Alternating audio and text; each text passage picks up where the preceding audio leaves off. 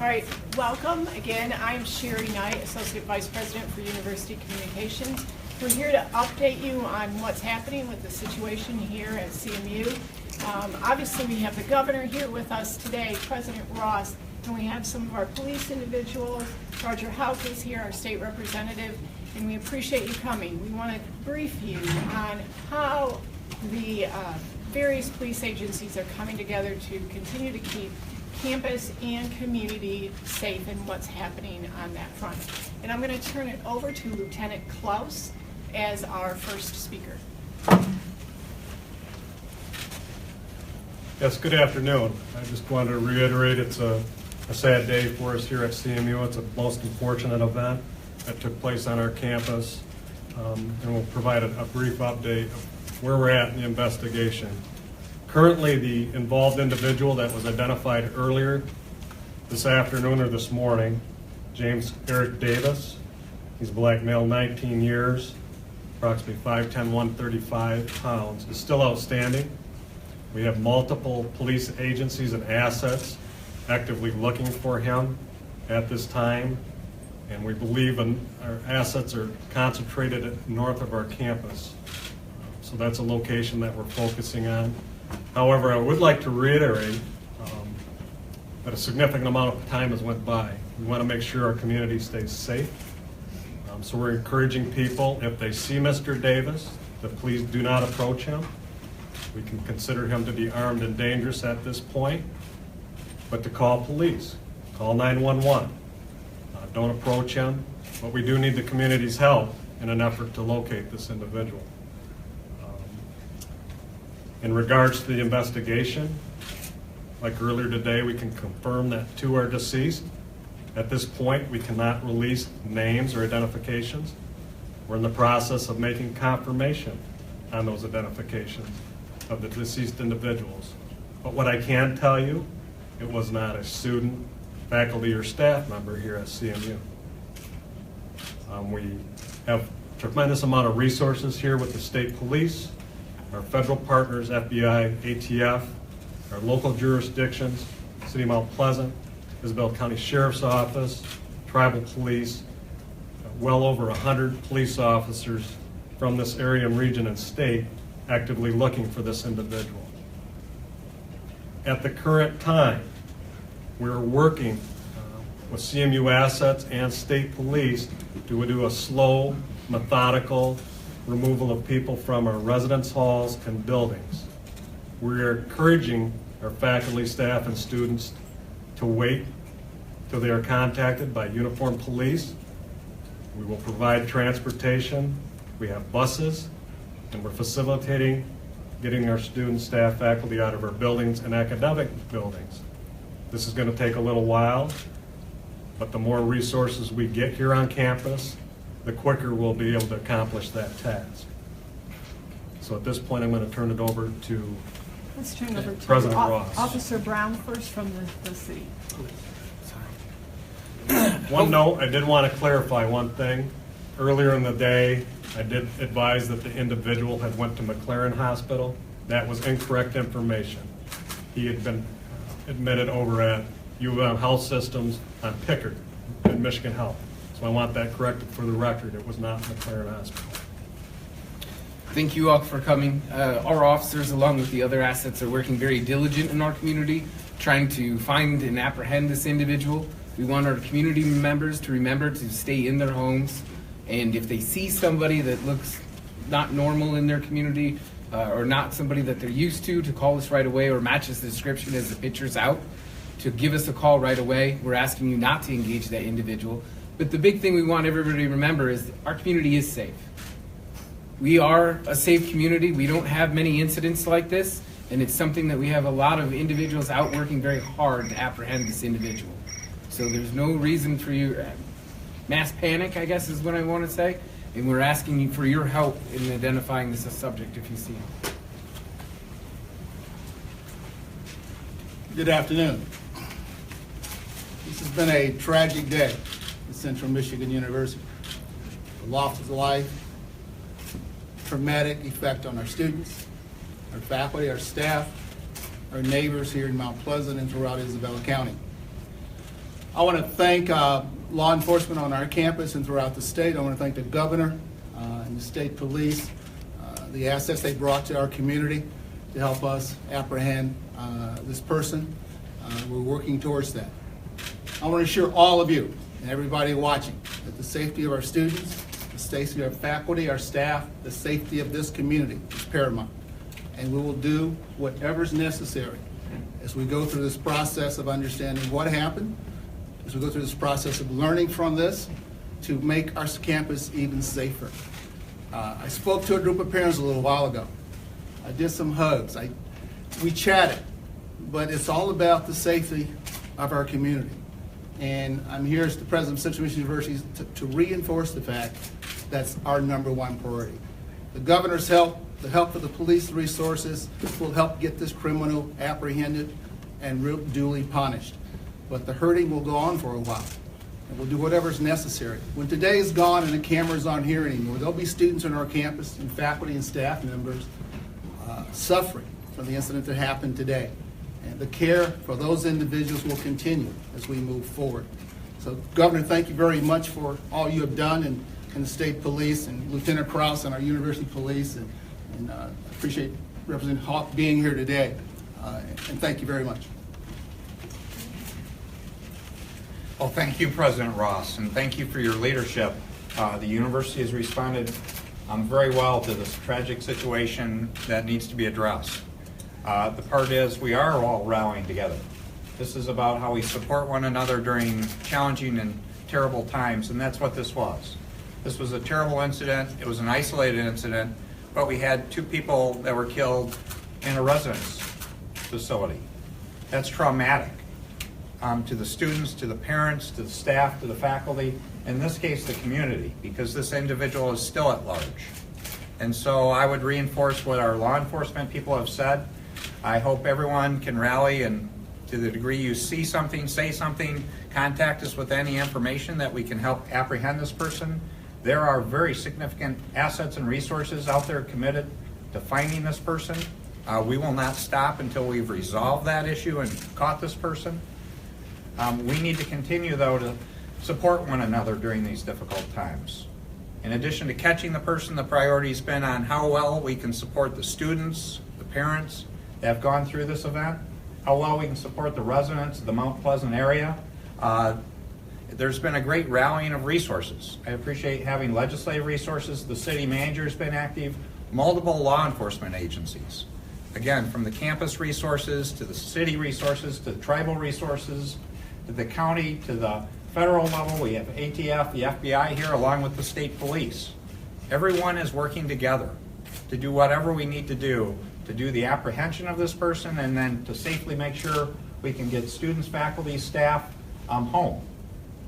And make sure that we provide long-term support, as President Ross said.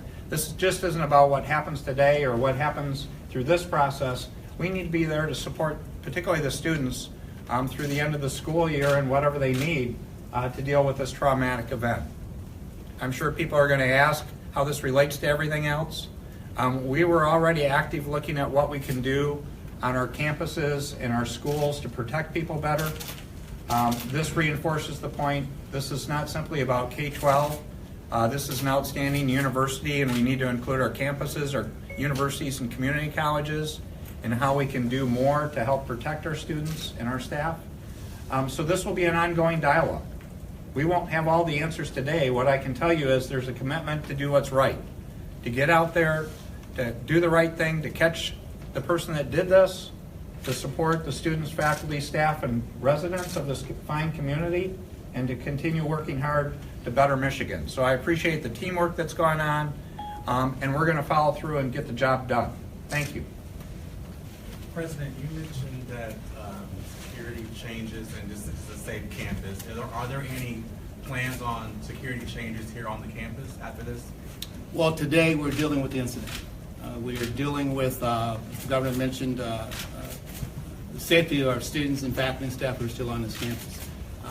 At some point in the future, as we get through this, we will take a review of our processes, take a review of our policies and procedures. There's always opportunities to learn, but we will dissect this and you review this after the fact. But today, we're worried about families today. We're worried about students. When I met with those students at the Comfort Inn today, they weren't really interested in processes at this point. They wanted their son or daughter with them. And let's get that done today. I'll be happy to talk to you about processes and reviews at some future point. For one of the law enforcement officials here, numerous stations out of Chicago area are reporting that this is James Davis Sr., who was one of the people killed, along with his wife, Diva. Can you guys confirm that? He is a police officer in the Chicago area. And another question is, too, if this is indeed him, was that police officer's gun used in this shooting? Right now, we have the Michigan State Crime Lab, their technicians are processing that scene. The deceased individuals are still at that location. We've got to get confirmation before we release anybody's name or identity. We have to have that confirmation with confidence before we release that. Right now, I cannot release that. I can't release whether, if a weapon was left at the scene or where we're at with that, and I can defer to the colonel because they're assisting with that portion of the investigation with their crime scene technicians. But sir, at this point, I just cannot release the deceased individuals' names. And I understand where you're coming from. You've got information from other sources. As soon as we're able to make total confirmation of who we have deceased there, we will release that information. Do we have any know where the suspect, where he's from, his hometown? State of Illinois. What would you say to the students who now have to dwell on this during their whole spring break?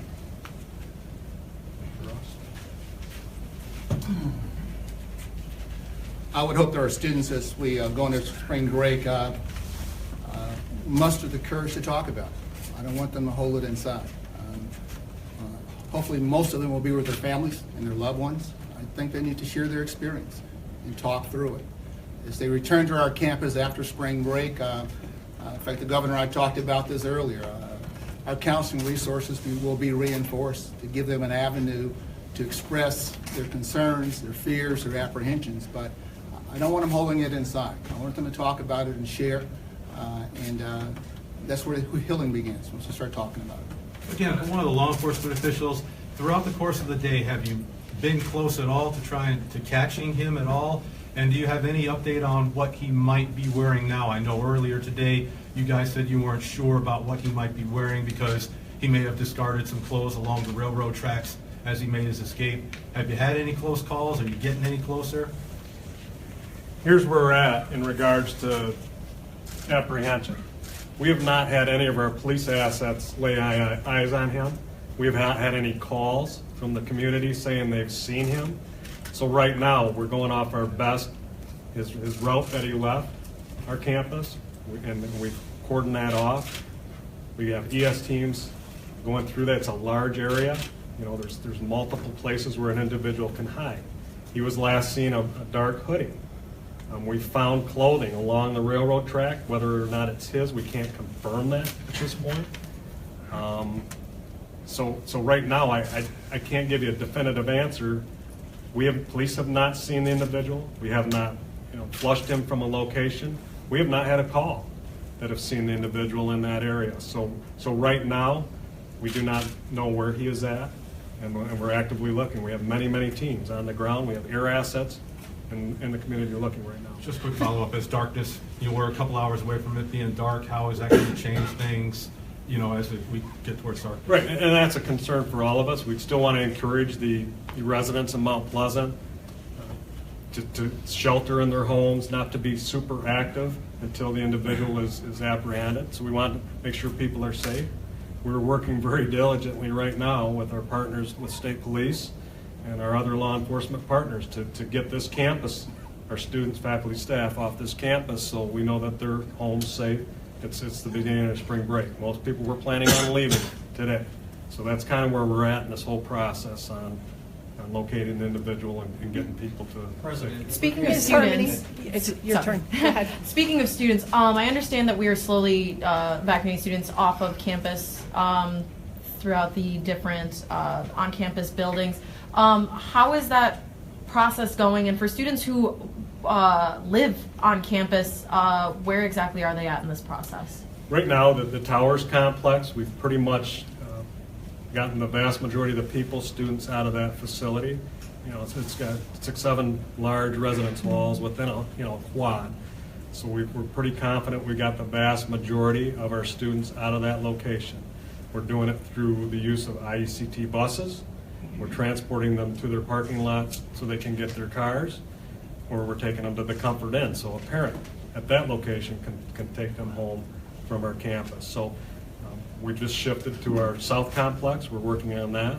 We've also got a number of academic buildings, the East Quad, North Quad, that we have to do. The more resources that we have showing up on campus, we're speeding that up. But we still will have to go through those buildings in the event somebody didn't get the message and check all those rooms to make sure everybody is left there. And what about those stuck on the 4th floor of Campbell Hall? I heard through a CMU alert that all buildings were being evacuated except the 4th floor, and I understand from what you were saying that the deceased are still there. The 4th floor is technically locked down. It's an active crime scene.